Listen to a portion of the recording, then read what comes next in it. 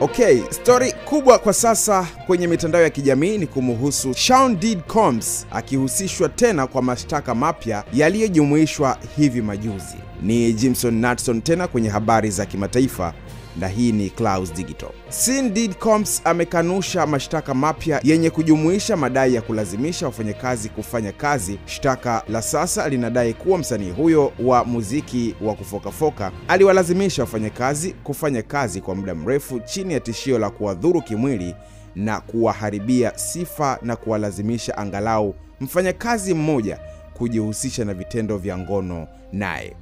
Hata hivyo, mawakili wa bwana Combs wamekanusha madai kuwa msanii huyo wa muziki amewahi kumlazimisha mtu yoyote kufanya naye ngono, na kwamba kesi hiyo inahusu mahusiano ya kimaadili na wapenzi wake, ambapo gazeti la New York Times linaripoti.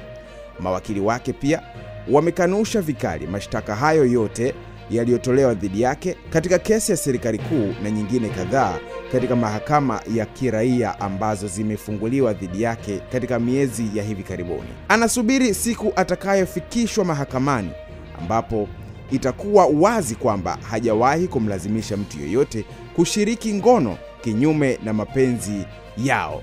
Wakili wake Mark Agnifilo alisema bwana Combs, mmoja ya wanamuziki waliofanikiwa zaidi nchini Marekani hivi karibuni, anatarajiwa kushtakiwa katika kesi ya biashara ya ngono na ulaghai, mashtaka mapya yaliyoainishwa katika hati ya mashtaka iliyorekebishwa yapo chini ya shtaka la ulaghai. Lakini kwa upande mwingine, bwana Combs anakabiliwa na mashtaka kadhaa yanayomtuhumu kwa ubakaji, unyanyasaji.